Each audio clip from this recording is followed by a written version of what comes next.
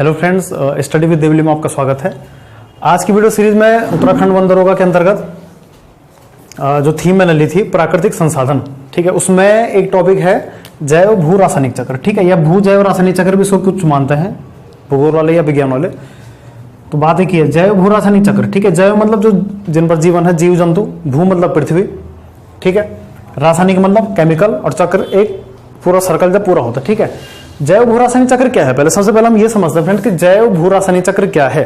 ठीक, तो सबसे पहले मैं आपको बताता हूं, जो मैंने आपको इससे पहले पढ़ाया है जैव मंडल के बारे में। ठीक है, आपको पता होना चाहिए जैव मंडल के दो घटक हैं, जैविक और अजैविक। ठीक है, जो सांस लेते हैं, जिनमें वृद्धि होती है, जिनकी लंबाई बढ़ती है या जिनमें वृद्धि होती है, जिनमें परिवर्तन होता है, वो जैविक में आते हैं। जैसे हम लोग, जीव जंतु, पादप, वनस्पति इत्यादि। ठीक है, अन्य जैसे जो अजैविक, नॉन बायोटिक कहते हैं शायद इंग्लिश में, हाँ, बायोटिक और नॉन बायोटिक। ठीक है, तो अजैविक घटक नाम सही है, और मतलब नहीं, जैव मतलब जो सांस नहीं लेते हैं, जैसे वायुमंडल। आपको पता होना चाहिए कि वायुमंडल, मिट्टियां, जो भौतिक संसाधन दिए गए हैं सिलेबस में, अजैविक में आते हैं। ठीक है, मिट्टी, ठीक है, वायु, पानी अजैविक है, क्योंकि वो सांस नहीं लेते हैं, और हम जैविक में आते हैं। तो आपको पता होना चाहिए जो जैविक और अजैविक का आपसी तालमेल है, सामंजस्य है, वो एक चक्र के माध्यम से पूरा होता है, उसे हम जैव भू रासायनिक चक्र कहते हैं। ठीक, अब ये कैसे होता है? देखिए, ये होता है कि हमारी पृथ्वी पर कैल्शियम, फास्फोरस, पोटेशियम, सोडियम, पानी, H2O, अन्य तत्व मौजूद है। ठीक, अन्य तत्व मौजूद है, अन्य यौगिक भी आपका हो, कुछ भी है। तो ध्यान रखिए फ्रेंड, ये तत्व पौधों द्वारा लिए जाते हैं, इनको पौधे लेते हैं, पौधों से ये प्राथमिक उपभोक्ता तक पहुंचते हैं। ये खाद्य श्रृंखला का भी टॉपिक है। प्राथमिक उपभोक्ता से द्वितीयक उपभोक्ता, द्वितीयक से तृतीयक, फिर उनको अपघटक खाते हैं, अपघटक उनको मिट्टी में मिलाता है, और मिट्टी से फिर ये पुनः कहां पहुंचता है? पौधे में, और फिर पौधे से इसी। तो कुल मिलाकर जो ये चक्र मैंने आपको भी बताया मौखिक, यही जैव भू रासायनिक चक्र है। क्योंकि जो ये तत्व आप देख रहे हैं, ये तत्व पौधे इनको लेते हैं मिट्टी से। ठीक है, ये प्रकृति ने हमें दिए। पौधे इनको मिट्टी से लेते हैं, मिट्टी से जीव जंतु लेते हैं, जीव जंतु से फिर प्राथमिक उपभोक्ता, मांसाहार जो भी है, हम तभी पहुंचता है। ठीक है, और जीव जंतु की मृत्यु या इंसानी मृत्यु जो भी है, तो मिट्टी में मिलने के बाद या कोई जानवर मरता है, उस पर कीड़े लगते हैं। तो आपको पता है, जो कीड़े लगते हैं तो कीड़े को खाते हैं, फिर उसको मिट्टी में मिला देते हैं।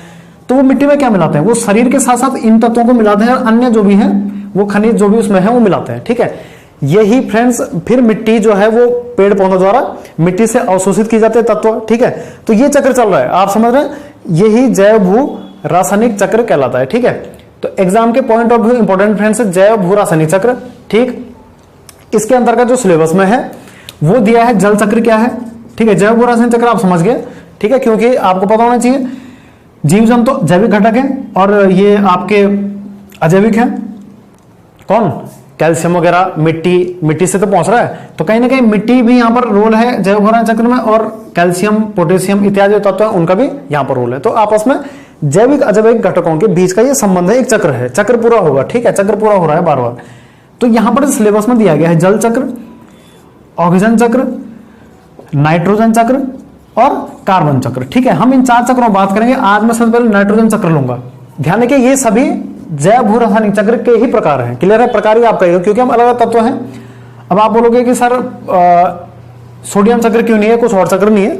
तो फ्रेंड्स, सोडियम चक्र इंपॉर्टेंट नहीं है, क्योंकि सोडियम उतना इंपॉर्टेंट हमारे लिए नहीं है जितना नाइट्रोजन है या जितना कार्बन है। आपने देखा होगा सब जगह कार्बन विद्यमान है प्रकृति में, कार्बन और नाइट्रोजन सब जगह। यहां तक कि नाइट्रोजन 78% है वायुमंडल में। ठीक है, नाइट्रोजन जो गैस है वायुमंडल में 78% है, जबकि सोडियम और अन्य जो है तत्व जो एक ही परमाणु से मिलकर बने हैं, अन्य उतने इंपॉर्टेंट नहीं है। तो आपको पता होना नाइट्रोजन चक्र क्या है। जो नाइट्रोजन चक्र एक प्रकार का जैव भू रासायनिक चक्र है, और पौधे इसको सीधे तौर पर नहीं लेते हैं। एक गैस है, नाइट्रोजन गैस है, इसको नाइट्रेट के रूप में लेते हैं। ठीक है, और नाइट्रेट क्या होती है? नाइट्रोजन का एक यौगिक है। ठीक है, तो अभी तक हमने समझा जैव भू रासायनिक चक्र क्या है। ठीक है, अब हम एक जैव भू रासायनिक चक्र का आपके सामने एक प्रकार लाते हैं, जिसका नाम है नाइट्रोजन साइकिल, नाइट्रोजन चक्र। ठीक है, ये क्या चक्र है? इसमें होता क्या है? जैसे कि नाम से ही स्पष्ट है कि नाइट्रोजन चक्र खपत होकर फिर नाइट्रोजन बन रही है, फिर खपत हो रही है, फिर नाइट्रोजन बन रही है, जैसे कार्बन डाइऑक्साइड। ठीक है, जैसे कार्बन डाइऑक्साइड है उसी प्रकार, क्योंकि हम CO2 क्या करते हैं फ्रेंड्स, CO2 हम ले रहे हैं और छोड़ भी रहे हैं, तो मतलब एक चक्र पूरा हो रहा है, वो भी आ गया कार्बन चक्र में। ठीक हो गया। तो नाइट्रोजन चक्र आप समझिए, ठीक है, ध्यान रखिए, मैं चक्र बना लेता हूं, थोड़ा समझ जाइए इसको, और मैं मौखिक भी आपको बताऊंगा। ठीक है, इसमें प्रश्न कैसे बनता है लास्ट में पढ़ लेंगे। तो प्रकृति में नाइट्रोजन है N2, ठीक है, प्रकृति में क्या है, नाइट्रोजन है, वायुमंडलीय नाइट्रोजन है। अब क्या होता है फ्रेंड, देखिए इसका स्थिरीकरण हो रहा है। स्थिरीकरण मतलब क्या है, नाइट्रोजन स्थिरीकरण। ठीक है, सबसे पहले मैं आपको, इससे पहले बल्कि मैं आपको स्टेप बताता हूं, ध्यान रखिए। कभी भी नाइट्रोजन चक्र हम पढ़ेंगे, जो घूम फिर के नाइट्रोजन बनती है वो 5 प्रकार से बनती है, सॉरी 5 चरणों में बनती है। पहला चरण है नाइट्रोजन फिक्सेशन, नाइट्रोजन को फिक्स कैसे किया जाए, नाइट्रोजन स्थिरीकरण, इसके लिए कुछ जीवाणु जिम्मेदार है। नाइट्रोजन स्थिरीकरण कैसे होगा, ठीक है, इसका नाइट्रीकरण कैसे होगा, दूसरा स्टेप नाइट्रीकरण कैसे होगा, कौन करेगा, ठीक है। तीसरा स्टेप है कि स्वांगीकरण कैसे होगा। स्वांगीकरण मतलब पौधे जब नाइट्रोजन को नाइट्रेट के रूप में लेते हैं उसको स्वांगीकरण कहते हैं, उसको क्या कहते हैं, स्वांगीकरण। ये एग्जाम में पूछा भी गया ये वाला टॉपिक कि स्वांगीकरण क्या है, ठीक है, एग्जाम के दृष्टि से इंपॉर्टेंट है। सेकंड लास्ट स्टेप है अमोनीकरण। अमोनीकरण क्या होता है, ठीक है, अमोनियम में चेंज कौन करता है वो आपको बताऊंगा, ध्यान रखिए इसमें कौन करता है चेंज, ये भी इंपॉर्टेंट है। लास्ट स्टेप है फ्रेंड्स विनाइट्रीकरण। विनाइट्रीकरण किसका हो रहा है, नाइट्रोजन का। इसके बाद लास्ट में फिर नाइट्रोजन बन रही है इस स्टेप में। तो देखिए आपको 5 स्टेप में यहां पर आपको बताऊंगा यहां पर, ठीक है। तो थोड़ा मुझे छोटा बनाना पड़ेगा क्योंकि जगह वहां पर थोड़ा कम है, ठीक है। तो देखिए यहां पर हम पढ़ लेते हैं इन 5 स्टेप को, ठीक। मैं ऊपर से अगर ऐसा बताऊं तो ठीक रहेगा वैसे। तो नाइट्रोजन स्थिरीकरण से मैं ले जाऊंगा कहां तक, विनाइट्रीकरण तक। कौन जिम्मेदार है अभी आप समझ जाइए, ठीक है। तो नाइट्रोजन स्थिरीकरण क्या है, तो देखो मैं आपको सबसे पहले यहां पर वायुमंडलीय नाइट्रोजन को दिखा देता हूं। किसको दिखा रहा हूं मैं, वायुमंडलीय नाइट्रोजन, जो कि कितना परसेंट है, 78% लगभग, ठीक है। मंडलीय नाइट्रोजन, ठीक है, N2 में लिख दिया, नाइट्रोजन 78%, ठीक। इसके बाद क्या हो रहा है, मैंने कहा इसका स्थिरीकरण हो रहा है, फिक्सेशन हो रहा है, ठीक है। इसका फिक्सेशन कौन कर रहा है, जो मैंने आपको बताया था राइजोबियम जीवाणु होते हैं, ठीक है। जो जैव उर्वरक हैं, याद करो, राइजोबियम जीवाणु जो कि दलहनी फसलों की जड़ों में ही पाए जाते हैं। मैंने आपको ये पढ़ाया था राइजोबियम जीवाणु, ठीक है। ये कौन कर रहे हैं, राइजोबियम जीवाणु। तो यहां पर नाम लिख देंगे, एग्जाम के पॉइंट ऑफ व्यू इंपॉर्टेंट है, राइजोबियम जीवाणु, ठीक है। राइजोबियम जीवाणु करेंगे, ठीक। अब ये क्या करेंगे, ये स्थिरीकरण करेंगे, ठीक है। और ये किसमें चेंज करेंगे, इसको अमोनिया में। अमोनिया और अमोनियम, अमोनिया गैस भी है, अमोनियम, ठीक है। अमोनिया में यौगिक भी कह सकते हैं आप। तो NH4 अमोनियम, अमोनियम का फॉर्मूला हो गया, अमोनिया का हो गया अमोनियम NH4 अमोनिया NH3, ठीक हो गया, क्लियर है। मतलब गैस को इन्होंने नाइट्रोजन को इसमें चेंज कर दिया, क्योंकि नाइट्रोजन का ही आप यौगिक मान लीजिए इसको, ठीक है ना, क्लियर है आपको ये। अभी भी इसको पौधे नहीं लेंगे, क्योंकि आपको पता होना चाहिए अमोनिया जहरीली गैस भी आती है और बिल्कुल अच्छी नहीं है, ठीक है। पर्यावरण के लिए अनुकूल गैस ये नहीं मानी जाती है, ठीक है। इसके बाद इंपॉर्टेंट है इसमें कि इसका नाइट्रीकरण किया जाए, ठीक है। दूसरा स्टेप, ये तो पहला था, ये पहला स्टेप क्या था, नाइट्रोजन स्थिरीकरण। तो आप चाहे यहां पर लिख सकते हैं पहला स्टेप पूरा हो रहा है। उसके बाद फिर मैं नीचे जा रहा हूं दूसरे स्टेप पे, 2 समझ के आप लिखिए, 2 का मतलब क्या है, नाइट्रीकरण। अब नाइट्रीकरण कौन कर रहा है, ठीक है। नाइट्रीकरण कौन कर रहा है, उसके लिए जो जीवाणु जिम्मेदार है उसका नाम है नाइट्रोसोमोनास, ठीक है। नाइट्रोसोमोनास नाइट्रीकरण में के लिए जिम्मेदार है, ठीक है ना। तो नाइट्रीकरण कौन कर रहा है, नाइट्रोसोमोनास। मैं यहां पर लिख देता हूं इसको, हाँ ठीक है, नाइट्रोसोमोनास, ठीक है। नाइट्रोसोमोनास क्या कर रहा है, इनका नाइट्रीकरण कर रहा है। और नाइट्रीकरण मतलब NO2, ठीक है, इनका वो नाइट्रीकरण करेगा, ठीक है। NO2 या NO3 नेगेटिव बनाएगा, इनका ये नाइट्रीकरण कर रहा है ना। अब पौधे इनको ले सकते हैं, ठीक है, पौधे इनको ले सकते हैं, नाइट्रेट के रूप में लेते हैं इनको पौधे। तो नाइट्रेट के रूप में इन्होंने बना दिया, NO2 नेगेटिव होगा, NO3 नेगेटिव, ठीक है। ध्यान रखिए कि नाइट्रेट एक नाइट्राइट है, क्लियर हो गया। अच्छा, ये एक यौगिक आप समझ जाओ, ठीक है ना, क्लियर हो गया। अभी तक हमने कितने स्टेप पढ़ दिए, नाइट्रोजन स्थिरीकरण हो गया, हमारा नाइट्रीकरण हो गया। अब पौधे लेने में सक्षम है, अब पौधे इसको ले सकते हैं, याद रखो इसको ले सकते हैं। अब मैं यहां पर एक पेड़ बनाता हूं, या आप इसको ऐसे समझ जाइए, देखिए यहां पर कोई पेड़ है, या आप पेड़ समझ जाइए यहां पर, ठीक है, क्लियर हो गया आपको, ये कोई पेड़ है। अब पौधे किसको लेंगे, डायरेक्टली मैंने कहा था ना, पूछता भी है एग्जाम में कि पौधे नाइट्रोजन को किस रूप में लेते हैं, ठीक है, पौधे में कोई जानवर बैठा हो या कोई पक्षी उसमें बैठा हो, ठीक है, तो पौधे में कोई बैठा हो, जानवर या पक्षी, कोई पक्षी बैठा है फॉर एग्जाम्पल, आप समझ जाइए यहां पर, या हम ही अगर उसको खाते हैं वनस्पति को। अब यहां पर एक चीज समझने वाली है कि पक्षी ने पेड़ को खाया या किसी जानवर ने खाया, क्योंकि कोई शाकाहारी भी होता है। अब क्या हुआ, इस पक्षी ने खाया, जीव जंतु ने खाया और पक्षी मर गई, पक्षी मर गई, यहां पर मृत पक्षी खाने के बाद मर गई, या कुछ जीव मर गया, आपको पता ही है। अब इनको मिट्टी में मिलाते हैं। अब घटक क्या होता है फ्रेंड्स, डिकम्पोजर, जो कि सड़े छोटे छोटे कीड़े होते हैं, क्लियर है। अब घटक ने क्या किया, जो पक्षी का मृत शरीर था, किसी भी जानवर का मृत शरीर था, ठीक है, उस मृत शरीर को पुनः किसमें बदला, पुनः उन्होंने बदला अमोनिया में। यहां पर देखो, हम घूम फिर कर कहां पहुंच गए हैं, हम घूम फिर कर पहुंच गए यहां, फिर अमोनिया में बदल दिया। लेकिन अभी ध्यान रखिए, फिर से सुनिए, नाइट्रोजन चक्र पूरा नहीं हुआ है, ये स्टेप तो हुआ ही नहीं। अभी मैं बताऊंगा क्यों नहीं हुआ, आप समझ गए। फिर सुनो, नाइट्रोजन बना अमोनियम में, अमोनियम बना नाइट्रेट में या नाइट्राइट में, नाइट्राइट बना, इनका स्वांगीकरण हुआ, इसको पक्षी ने पेड़ ने लिया, पेड़ को पक्षी ने खाया, पक्षी मर गई, और पक्षी के मृत शरीर को अपघटन जो है उसका अमोनीकरण हुआ, और फिर ये अपघटन किसने किया, कीड़ों ने किया ना। या कीड़े में आप कवक, मान लो कवक भी करते हैं और जीवाणु भी करते हैं, ध्यान रखना। अपघटक कवक भी होते हैं, ध्यान रखना, और जीवाणु भी होते हैं, ठीक है। जीवाणु किसा करते हैं, जो सड़े गले जीव रहते हैं, और अपघटक का काम करते हैं कवक कब, जब पौधे सड़ जाते हैं, क्लियर है। मतलब कवक किसको खाते हैं, पौधों को, क्लियर है। अच्छा, अब लास्ट स्टेप में मेरा अमोनीकरण हो गया, लास्ट में फिर मैं यहां पहुंच गया पहले स्टेप पे।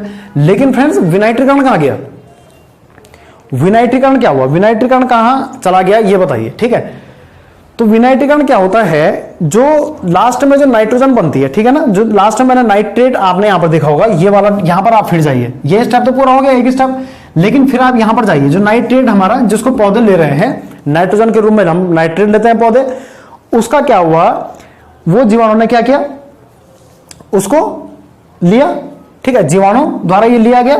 और लास्ट में क्या होता है, इस कैसे लिया गया, नाइट्रेट में क्या हुआ, जीवाणुओं ने, मैं यहां पर इसको बनाता हूं फ्रेंड, चलो इसको बड़ा ही बना लेते हैं। यहां पर देखिए, जीवाणु क्या कर रहे हैं, नाइट्रेट से ऑक्सीजन ले लिए, नाइट्रेट से क्या किया उन्होंने, ऑक्सीजन ले लिया, और क्या बचा, नाइट्रोजन तो पता बचा।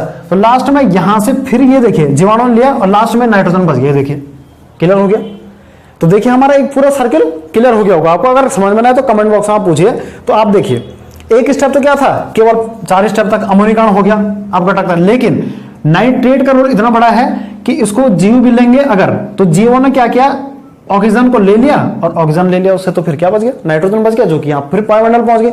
फिर यहाँ पर राइजोसोम से अमोनिया बनेगी, फिर ये स्टेप चलेगा, फिर अपघटक अपना काम करेंगे, फिर यहाँ से नाइट्रेट को जीवाणु सांस द्वारा लेंगे, फिर सांस में ऑक्सीजन छोड़ेंगे, नाइट्रोजन बनेगी, फिर ऐसे चलता रहेगा। ये है फ्रेंड नाइट्रोजन चक्र, क्लियर हो गया आपको, ठीक है। तो नाइट्रोजन चक्र ये है, ज्यादा कुछ बड़ी बात इसमें है नहीं। यहां से प्रश्न आपको पूछ सकता है, आपके आज 10 नंबर का, यहां से 10 नंबर का पूरा है, मतलब ये वाला टॉपिक प्राकृतिक संसाधन 5-10 नंबर का। तो यहां से कार्बन चक्र है, अभी इससे तो खैर क्या पता ना भी है, हो सकता है अभी कार्बन चक्र भी है, जल चक्र भी दे रखा है उसमें। तो मेन आप ये समझ जाइए, ठीक है, क्योंकि नाइट्रोजन इंपॉर्टेंट इसलिए भी है, 78% सबसे बड़ी बात ये है। और एक इंटरेस्टिंग बात इसमें एक और है, ये इन्वायरमेंट में बहुत बार पूछ जाता है, आपको पता है क्या कि बिजली कड़कने से भी नाइट्रोजन स्थिरीकरण होता है। बिजली कड़कने से भी क्या होता है फ्रेंड्स, नाइट्रोजन स्थिरीकरण होता है। और ये बहुत इंटरेस्टिंग बात भी है, पूछा जाता है कि नाइट्रोजन स्थिरीकरण कितने प्रकार से होता है, बिजली कड़कने से। अब बताओ ये क्या कैसे पॉसिबल है, बिजली गिरने से क्या होता है, बिजली गिरने से क्या होता है, नाइट्रोजन जो है, वायुमंडल नाइट्रोजन एक प्रोसेस है भाई, वायुमंडल में नाइट्रोजन ज्यादा है ना, इसका कुछ नहीं होता है, केवल नाइट्रेट में चेंज होता है, इसमें डायरेक्ट देखो आप, जबकि हमारे जीवाणु कर रहे हैं इस काम को, और नाइट्रेट और अमोनिया में चेंज होता है, बस बड़ी बात कुछ भी नहीं है, ठीक है। प्राकृतिक है, ठीक है, ये प्राकृतिक है, ये बताना पॉसिबल नहीं कैसे होता, लेकिन प्रकृति की देन है, कह सकते हैं आपकी। बिजली गिरी और नाइट्रोजन का नाइट्रेट और अमोनिया में चेंज हो गया, नाइट्रोजन चक्र की साइकिल शुरू हो गई। लेकिन अगर बिजली की ना गिरे बाय द वे, तो हमारे लिए ये जीवाणु है, ठीक है। यहां पर आप समझ गए, नाइट्रोसोमोनास कर रहा है, नाइट्रेट में चेंज, क्लियर है। नाइट्रोसोमोनास है, नाइट्रोबैक्टर भी है, एक और है, 2 है वैसे, ठीक है। तो फ्रेंड्स यहां पर देखिए आप, राइजोबियम मैं पहले पढ़ा चुका हूं, राइजोबियम दलहनी फसलों की जड़ों में होता है जो, ठीक है। तो ये भी नाइट्रोजन स्थिरीकरण करते हैं, आप समझ गए होंगे, ठीक है फ्रेंड्स। तो फ्रेंड्स अभी हमने पढ़ा नाइट्रोजन चक्र, ठीक है। तो नाइट्रोजन चक्र कंप्लीट हुआ, ठीक है, आपने समझ लिया होगा। राइजोबियम ने क्या किया, नाइट्रोसोमोनास और नाइट्रोबैक्टर ने क्या काम किए, अमोनिया में बदला, स्वांगीकरण क्या हुआ, ठीक है, एक बार देख लेना आप पक्षियों से क्या हुआ, अपघटक क्या करते हैं। और जो लास्ट में जो विनाइट्रीकरण प्रक्रिया है उसके जीवाणु होते हैं, ठीक है। विनाइट्रीकरण जीवाणु क्या करते हैं, वायुमंडल में वापस नाइट्रोजन को भेज देते हैं, ऑक्सीजन को अवशोषित कर लेते हैं, ठीक है। NO3 नेगेटिव, ठीक है ना, NO3 नेगेटिव और NO2 नेगेटिव, ठीक है। नाइट्रेट और नाइट्राइट, ठीक हो गया। नाइट्रेट लेने की प्रक्रिया को हम स्वांगीकरण कह रहे हैं, जो पौधे लेते हैं, ठीक है, क्लियर है। NO3 नेगेटिव कैसे हुआ, नेगेटिव का आप देख लेना, वो कक्षा भरने से है 1:2:2 वाला जो फॉर्मूला है उससे वहाँ पर नेगेटिव लिखा हुआ है, ठीक है। आप उसको देख लीजिए, केमिस्ट्री के टॉपिक अगर मैं उसको बताऊंगा थोड़ा सा भी ब्रीफ तो टाइम लग जाएगा, ठीक है ना। तो आप उसको देख लीजिएगा, NO3 नेगेटिव, NO2 नेगेटिव, ठीक है, ठीक है। उसका लास्ट में क्या हो रहा है, विनाइट्रीकरण हो रहा है, वहां से ऑक्सीजन हट के नाइट्रोजन चले जा रही है वायुमंडल में, क्लियर हो गया, मतलब वो अभिक्रिया कर रही है, यौगिक के रूप में भी है, ठीक। अब पढ़ते हैं फ्रेंड्स कार्बन चक्र, लास्ट टॉपिक रहेगा कार्बन चक्र, ठीक है। एग्जाम के पॉइंट ऑफ व्यू इंपॉर्टेंट चक्र है कार्बन साइकिल, ठीक। और इससे एक प्रश्न बनता है कि सूर्य का रोल सबसे ज्यादा किस चक्र में होता है, ठीक है। तो सूर्य का रोल, जो सूर्य का जो रोल है सबसे ज्यादा कार्बन चक्र में होता है, क्योंकि कार्बन चक्र प्रकाश संश्लेषण के बिना अधूरा है, ठीक है, सबसे पहले वही चलता है। तो ध्यान रखिए, कार्बन साइकिल एक प्रकार का जैव रासायनिक चक्र है, ठीक है। कार्बन चक्र एक प्रकार का जैव रासायनिक चक्र है। इसको दो पार्ट में आप समझ सकते हैं, ठीक है। कार्बन चक्र को दो पार्ट में समझ सकते हैं आप, ठीक। दो पार्ट में आप क्या समझेंगे, पहला हम समझ सकते हैं जैविक कार्बन चक्र, जो हम लोग सांस ले रहे हैं, ठीक है, कार्बन क्योंकि सभी जगह विद्यमान है, ठीक है। और एक हम पढ़ेंगे भूगर्भीय, ये दिया कम रहता है, भूगर्भीय कार्बन साइकिल, ठीक है, कार्बन चक्र, ठीक है ना, क्लियर हो गया। अब जैविक कार्बन चक्र क्या है, ठीक है, ध्यान रखना, जैविक कार्बन चक्र इसकी तुलना में जल्दी खत्म होता है, ठीक। ये भी चक्र है, दोनों जैविक कार्बन चक्र दोनों साइकिल है, ठीक है, दोनों बड़ी साइकिल है, लेकिन मैं आपको यहाँ पर मौखिक संक्षेप में बताऊंगा, इतना बड़ा है नहीं वो, थोड़ा आप इसको समझिए, ठीक। जैविक कार्बन चक्र तो हमसे जुड़ा हुआ है सीधे, भूगर्भ भी आप समझ होंगे, जियोलॉजिकल बोलते हैं, जो भूगर्भ में है, ठीक। जैविक का मतलब ये वो सिंपल सा ही यहीं पर बन जाएगा, इतना छोटा सा है कि मैं इसको यहीं पर बना लूंगा। तो जैविक कार्बन चक्र क्या होता है, देखिए, ये सूर्य है, ठीक है, क्लियर है, और ये पेड़ है, या हम लोग भी हैं, जंतु, जीव जंतु हैं। तो सीधी बात है, आपको पता है बिना कार्बन डाइऑक्साइड के प्रकाश संश्लेषण अभिक्रिया नहीं हो सकती है, ठीक है, नहीं हो सकती है। एक खाद्य श्रृंखला भी जुड़ी हुई है, आपने खाद्य श्रृंखला सुनी होगी कि पेड़ पौधों को हिरन ने खाया, हिरन को शेर ने खाया इत्यादि, शेर मरा और उसको अपघटन हुआ, वो मिट्टी मिल गया, फिर वो घूम फिर के वहीं आ गया, ठीक है, ये खाद्य श्रृंखला है। तो होता क्या है, सूर्य की जब किरण पड़ती है, प्रकाश पड़ता है, ये CO2, ये लो CO2, जहां भी हम देखेंगे कार्बन आएगा, जहां भी होगा कार्बन ही होगा, बिना कार्बन के ये होना असंभव है, ठीक है। तो ध्यान रखना फ्रेंड्स, खाद्य श्रृंखला के माध्यम से ये जीवों में प्रवेश करता है, कौन, कार्बन। कार्बन क्या करता है, खाद्य श्रृंखला के माध्यम से जीवों में प्रवेश करता है, ठीक। अब क्या हुआ सुनो, कार्बन डाइऑक्साइड पेड़ में गई, इसकी पत्तियों में खाना बनता है, क्लियर बात है, आप समझ रहे इस चीज को। पेड़ पौधे ने क्या लिया, CO2 लिया, और पौधे ने क्या दिया, ऑक्सीजन दिया। पेड़ में क्या दे रहे हैं, वैसे CO2 भी देते हैं पेड़, लेकिन रात को मानते हैं। लेकिन ध्यान रखिए, ऑक्सीजन हमें मेन हमें जो मिल रही है, ऑक्सीजन, बिना ऑक्सीजन के जीवित रहना मुश्किल है। तो ऑक्सीजन किसने ली, हमने ली, इंसान ने ली। और इंसान क्या करता है, आपको पता होना चाहिए ऑक्सीजन हमें क्यों चाहिए, मैंने पिछली वीडियो में बताया था, याद करो। ऑक्सीजन चाहिए ग्लूकोज को तोड़ने के लिए। ग्लूकोज का फॉर्मूला होता है C6H12O6। कोशिकाएं क्या करती हैं, कौन सी कोशिकाएं, प्रोकैरियोटिक चाहे यूकैरियोटिक, कोशिका दो प्रकार की होती है, मैंने बताया है आपको ये। तो ये ग्लूकोज जब टूटता है, इसको तोड़ने के लिए ऑक्सीजन चाहिए, ऑक्सीजन इसको तोड़ेगा तो मुझे एनर्जी मिलेगी, ठीक है, और हमें एनर्जी मिलेगी तो फिर प्रोसेस चलेगी, और हम क्या छोड़ते हैं, CO2, ठीक है। अब ये CO2 हमने छोड़ी, ये CO2 कहां पहुंच गई, वायुमंडल में। तो एक चक्र तो ये पूरा हुआ, क्लियर है, सिंपल सा है एक चक्र, जैविक कार्बन चक्र कह रहे हैं इसको, ठीक है। मतलब कार्बन डाइऑक्साइड सीधा गैस, कार्बन ही है एक तरफ से, मतलब घूम फिर के कार्बन डाइऑक्साइड सूर्य की उपस्थिति में पौधे के प्रोसेस में क्या हुआ, जो कार्बन डाइऑक्साइड वायुमंडल की है, ये वाली वायुमंडल में कार्बन डाइऑक्साइड 0.03% है और नाइट्रोजन 78%। तो 78% नाइट्रोजन गैस पाई जाती है और 0.03 कार्बन डाइऑक्साइड, ठीक है। और कार्बन स्थिर कैसे हो रहा है, याद करो मैंने पिछली वीडियो में क्या बताया था, कार्बन स्थिर हो रहा है एक तो ऐसा हमारे द्वारा, और दूसरी बात मैंने कहा था भूगर्भीय कार्बन क्या है, जो समुद्री जीव हैं, याद करो समुद्री जीव के जो कवच हैं, जैसे मोलस्क है, शंख हम बोलते हैं ना, सीपी और शंख वगैरह जो होती है, आपको पता होना चाहिए उसमें भी कार्बन का अंश है। सभी प्रकृति में जितने भी लगभग तत्व हैं, जहीं भी हैं, खनिज हैं, कार्बन का अंश है। हीरा कार्बन का है, ग्रेफाइट कार्बन के हैं, बल्कि कार्बन के अपर रूप भी कहते हैं शायद, ठीक है। तो आपको पता होना चाहिए कार्बन चक्र कितना इंपॉर्टेंट है, कार्बन आप समझ गए होंगे कितना इंपॉर्टेंट है, और इसको हम 2 चक्र में पढ़ रहे हैं। जैविक कार्बन तो सिंपल है जो हम अभी कर रहे हैं, लेकिन भूगर्भ में थोड़ा समझ आइए आप, भूगर्भ में क्या है। तो एक तो वही है कि समुद्र में कार्बन कैसे पहुंच रहा है, ये सोचने वाली बात है, ये उस समय नहीं बताया था मैंने, ये अब टॉपिक आ रहा है। क्यों आ रहा है, क्योंकि हम चक्कर पढ़ रहे हैं। समुद्र में कार्बन कैसे घुल रहा है, सोचने वाली बात यह है, ऑक्सीजन तो घुल जाती है, तो नॉर्मली घुल जाती है वैसे, लेकिन इसके पीछे एक मैं आपको फैक्ट बता देता हूं। वैसे मेनली एग्जाम के पॉइंट ऑफ व्यू आपको पूछ सकता है कि जो कार्बन डाइऑक्साइड है, कार्बन डाइऑक्साइड क्या होती है, जो वायुमंडल की है CO2, ये नदी, तालाब, समुद्र में घुल जाती है, ठीक है। मतलब जैसे हम पानी के गिलास में फूंक मारेंगे तो हम CO2 छोड़ते हैं, आग बुझाने वाली गैस भी है, CO2 को आग बुझाने वाली गैस भी कहते हैं। अब हम इसको फूंक मार के जैसे हम पानी में मिला देंगे, ठीक है, मिल गई, आप समझ गए। तो नदी तालाब में ही मिल गया, ठीक है। नदी तालाब में मिलने के बाद क्या हुआ, ये क्या करता है, वाष्पीकरण होगा, ठीक है। या आप इसको समझाइए कि CO2 has directly carbon dioxide जो वायुमंडल की है, ये जलवाष्प के साथ क्रिया कर सकती है। जलवाष्प, क्योंकि वायुमंडल में जलवाष्प भी तो है ना, 5% मैंने बताया था आपको। तो CO2 जब पानी के साथ क्रिया करती है तो ये हाइड्रोजन कार्बोनेट बनाती है, H2CO3 ये बनाएगी, ठीक है। मतलब ये पूछ सकता है फॉर एग्जांपल कि ये क्या बनता है, ठीक है। बेसिकली बता रहा हूं मैं आपको। अब इसका क्या परिणाम है, ठीक है। ये क्या करता है, थोड़ा दुर्बल अम्ल है, ये क्या है, दुर्बल अम्ल, ठीक है। हाइड्रोजन कार्बोनेट एक दुर्बल अम्ल है। ये क्या करेगा, रासायनिक अपक्षय करेगा। अब अपक्षय क्या है, अपक्षय का मतलब है थोड़ा रासायनिक क्रिया करेगा, चट्टानों को नष्ट करेगा। अपक्षय का मतलब होता है नष्ट करना, ठीक है। अपक्षय का मतलब क्या हुआ, नष्ट करेगा। और कैल्शियम मैग्नीशियम के आयन ये बनाता है, ठीक है, क्लियर है। कैल्शियम मैग्नीशियम का आयन बनाएगा, तो बाद में कैल्शियम कार्बोनेट, मैंने आपको कहा था ना कि जो समुद्री जीवन का जो कवर खोल होता है, या जो उनका आप कह सकते हैं जैसे सीप वगैरह होती है, वो कैल्शियम कार्बोनेट की होती है, सफ़ेद, ठीक है।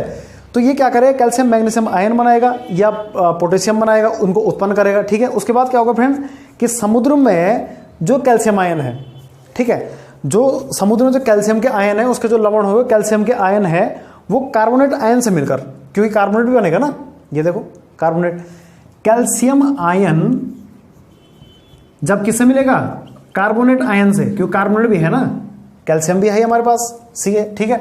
ये जो आयन बने, कैल्शियम आयन जो है वो कार्बोनेट आयन से मिलकर क्या बनाएगा, कैल्शियम कार्बोनेट बनाएगा, जिसका फॉर्मूला है CaCO3। और यही जो होता है समुद्री जीवों के जो कवच होते हैं, कह सकते हैं, वो इसके बने होते हैं। ये पिछली वीडियो में पढ़ाया था, लेकिन मैंने कारण नहीं बताया था। अब आप समझ गए हैं कि कार्बन का कितना बड़ा रोल है, कहां से कहां पहुंच रहा है, ठीक है। आप समझ गए यहां तक, ठीक है। तो समुद्री जीव क्या करते हैं, जो सीपियां संघ CaCO3 के बनते हैं, बल्कि जो अंडे का बाहरी कवर भी होता है, आपने सुना होगा एग्जाम के पॉइंट ऑफ व्यू, जो अंडा होता है उसके बाहरी जो सफेद खोल होता है वो भी कैल्शियम कार्बोनेट का होता है, ठीक है। इंपॉर्टेंट है एग्जाम के पॉइंट ऑफ व्यू है, आप इसको नोट कर लेंगे, तो आप इनको नोट कर लेंगे, ठीक है। तो अब देखिए फ्रेंड, एक लास्ट स्टेप है, मैं इसको मिटा देता हूं। जैविक वाला आपने नोट कर लिया होगा, जैविक सिंपल भी है और इसको कम समय लगता है, इसको ज्यादा टाइम लगता है। भूगर्भ कार्बन चक्र हो सकता है कि लाखों वर्ष लग जाए, ठीक है। तो आप एक चीज ध्यान रखिए कि समुद्री जीव मरेंगे, समुद्री जीव मरेंगे और वो उनके तल पर जमा होंगे, समुद्र के तल पर जमा होंगे समुद्री जीव, ठीक है। उनमें क्या है, CaCO3 है, CaCO3 कैल्शियम कार्बोनेट है, ठीक है, इसके कवच बने हुए हैं। अब होता क्या है, वो समुद्र में जमा होंगे, ठीक है। फिर क्या होगा, आपको पता होना, चूना पत्थर वो बनाएंगे, ठीक है, चूना पत्थर वो बन जाएगा, ठीक है ना, क्योंकि कैल्शियम कार्बोनेट चूना पत्थर वगैरह उसमें बन जाएंगे, ठीक है। क्लियर होना चाहिए आपको। जो टेक्टोनिक प्लेट है पृथ्वी के अंदर, ध्यान रखिए, जब क्या होगा, आपने सुना होगा खिसकती है ना, कभी भूकंप आता है इत्यादि कुछ घटनाएं होती हैं, तो पृथ्वी के अंदर बोलते हैं कि टेक्टोनिक प्लेटें हैं जो खिसकने से भूकंप आ रहा है। अब क्या होता है, जो कैल्शियम कार्बोनेट समुद्र में है, तलहटी में, जो तल में जमा हुआ है, तल में जो जमा है, तल में जो क्या है, जमा है, वो क्या होगा, टेक्टोनिक प्लेट खिसकने से उनके अंदर चला जाएगा। देखिए कैसा लॉजिक है यहाँ पर, पृथ्वी के अंदर, मतलब कहने का मतलब यह है कि चूना पत्थर की चट्टानें चले जाती हैं। अब ध्यान रखिए, वो तल के माध्यम जा रही है, हो सकता है वो समुद्र के माध्यम से जाए, कहीं से भी जाए तल से, ठीक है।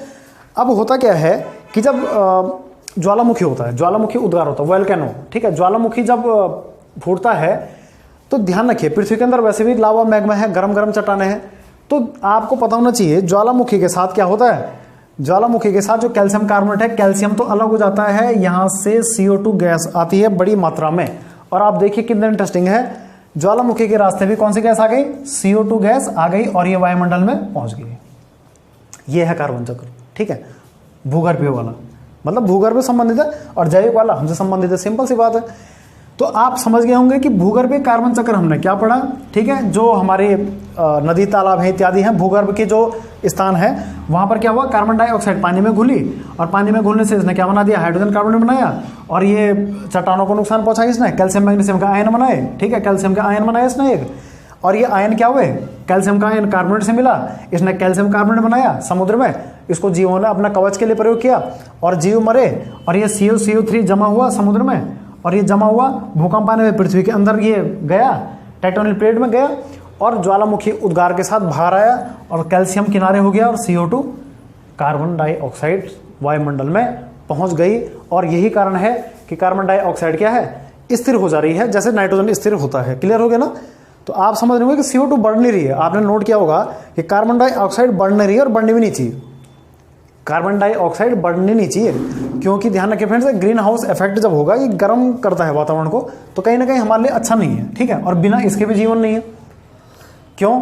क्योंकि अगर कार्बन डाइऑक्साइड नहीं होगा तो प्रकाश संश्लेषण नहीं होगी, प्रकाश संश्लेषण नहीं होगा तो पौधे खाना नहीं बनाएंगे और हम भूखे रह सकते हैं। क्लियर होना चाहिए आपको, ठीक है। तो आप समझ रहे होंगे इस चीज को, ठीक। तो इसमें प्रश्न मैंने नहीं कराए क्योंकि एक ही वीडियो में संभव नहीं है, ठीक है।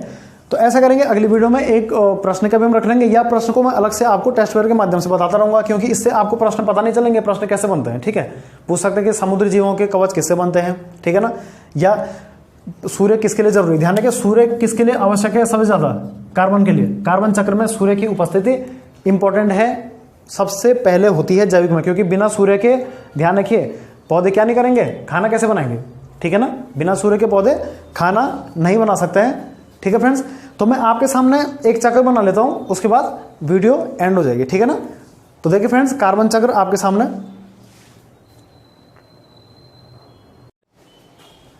तो देखिए फ्रेंड्स, अब कार्बन चक्र, ठीक है, वैसे मैं पढ़ा चुका हूं आपको ये, लेकिन पढ़ाने के बाद ये चक्र है, इसमें आप देख रहे हो मैंने 3 कलर प्रयोग किए हुए हैं, एक है लाल, एक है नीला, एक काला, ठीक है, ये 3 चक्र है वैसे।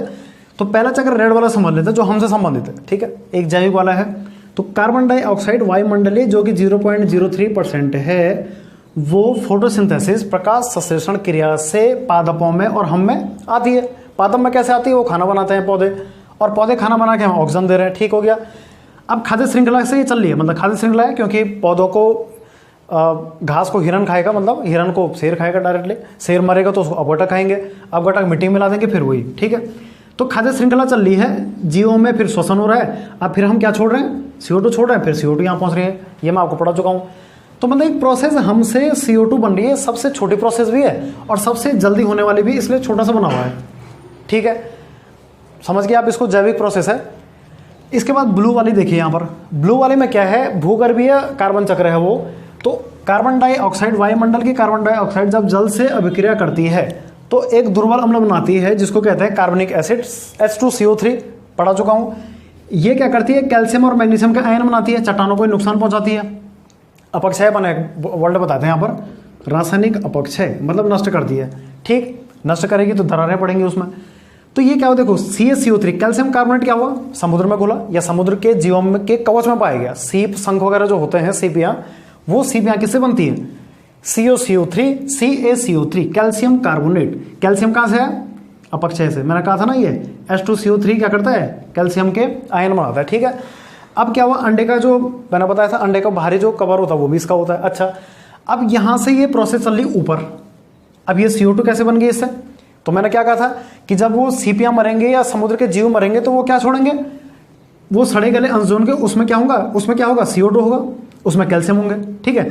तो क्या होगा, उनका एक तरीके से समुद्र का जो वायुमंडल है, समुद्र का जलमंडल है, उसमें वो घुल जाएगी, CO2 घुल जाएगी और वायुमंडल में पहुंच जाएगी। एक रास्ता तो ये। दूसरा रास्ता क्या बताया मैंने, याद करो कि जब भूगर्भीय प्लेटें जो होती हैं, टेक्टोनिक प्लेट जो है, जब भूकंप आता है तो आपको पता होना चाहिए, इसको चूना पत्थर भी आप कह सकते हैं। चूना पत्थर जो ये जो पत्थर हैं ये टेक्टोनिक प्लेट के अंदर फंस जाती है। जब भूकंप क्या आता है उस समय क्या होता है, ये पत्थर फंस जाएंगे अंदर, और आपको पता है धरती के अंदर जब ये चूना पत्थर जाएगा तो वहां तो वैसे ही लावा मैग्मा है, और ये ज्वालामुखी जब फटेगा, ज्वालामुखी तब CO2 निकलेगी। तो इसलिए मैंने यहाँ पे CO2 लिखा हुआ इसके बाद, ठीक है। एक तो जीवों के माध्यम जा रहा है और एक से जा रहा है ज्वालामुखी के फटने से। तो ज्वालामुखी फटा और CO2 निकली, फिर ये वायुमंडल में। दूसरा चक्र पूरा हो गया। पहला चक्र हमारा वाला, दूसरा ये वाला। तीसरा जो ब्लैक वाला है वो क्या है, देखिए, वायुमंडलीय कार्बन डाइऑक्साइड सीधे पादपों ने ली। किसने, पादप मतलब हमने तो नहीं ली, हमने तो छोड़ी, वो पेड़ पौधों ने ली, ठीक है। और सिंपल सा है ये, पेड़ पौधे जब सड़ेंगे या गलेंगे वो, तो सीधे देखिए मैंने यहाँ पर लिखा हुआ जीवाश्म ईंधन, उसके साथ जीव जंतु भी मरेंगे। आपको पता है जीवों के मरने से भी सड़े गले उनसे CO2, कार्बन मोनोऑक्साइड और भी सल्फर वगैरह गैसें निकलती हैं, जिसको हम जीवाश्म ईंधन कहते हैं, कोयला पेट्रोल जैसा, ठीक है। क्लियर है। तो कहने का मतलब ये है कि जो पादप, मृतजीव इत्यादि हैं, जब इनका जीवाश्म ईंधन में ये मिल जाते हैं, क्योंकि जमीन के अंदर हमें कोयला वगैरह मिलता है, तो जीवाश्म ईंधन हम उसे कहते हैं, ठीक है। कोयला पेट्रोलियम को हम कह रहे हैं वैसे, लेकिन यहाँ पर पादप मृतजीव के सेंस में भी हम जीवाश्म ईंधन कह रहे हैं। और सड़े गले अंशों से भी क्या निकल रही है, CO2 निकल रही है। तो कुल मिलाकर कार्बन डाइऑक्साइड क्या हो रही है, स्थिर हो रही है 3 प्रकार से। एक तो हम लोग कर रहे हैं, पौधे और हम लोग, पौधे और हमारा जो संबंध है। दूसरा CO2 की पानी से भी क्या करेंगे, समुद्र का जो केस है, समुद्र में भी CO2 आ रही है, क्योंकि गैस तो घुली रहेगी ना समुद्र में भी, ठीक है। और वायुमंडलीय जो मृत जीव है, मतलब जो सड़े गले अंश जो भी है, वहां से भी CO2 जा रही है। मतलब CO2 3 रास्ते जा रही है, ठीक हो गया। तो नाइट्रोजन चक्र मैंने आपको पढ़ा दिया। कार्बन डाइऑक्साइड चक्र या कार्बन चक्र कह सकते हैं, क्योंकि कार्बन हमारी पृथ्वी पर बहुत इंपॉर्टेंट तत्व है फ्रेंड्स, आप ध्यान रखिए। ग्रेफाइट, हीरा, ये सब कार्बन के अपर रूप हैं, ठीक है। कार्बन सभी जगह पाया जाता है, ठीक है ना। तो उम्मीद है फ्रेंड्स आपको ये वीडियो पसंद आई होगी। इसके प्रश्न हम जल चक्र के साथ और ऑक्सीजन चक्र में पढ़ाऊंगा, 2 चक्र और रह गए हैं और ये यूनिट खत्म हो जाएगी, ठीक है। इसके बाद इसके वस्तुनिष्ठ प्रश्न आपको कराऊंगा एग्जाम के पॉइंट ऑफ व्यू जो इसमें आएंगे, क्योंकि इसमें पढ़ाना और प्रश्न कराना संभव नहीं है वीडियो में। तो फ्रेंड्स आप इसको देखते रहिए, उसको रिवाइज कीजिए। प्रश्न आपको कंफ्यूज लगे आप मुझे कमेंट बॉक्स में लिख लेना, ठीक है। तो उसका मैं आपको समाधान करके बताऊंगा। तो इसे लाइक शेयर एंड सब्सक्राइब कीजिए। Thank you.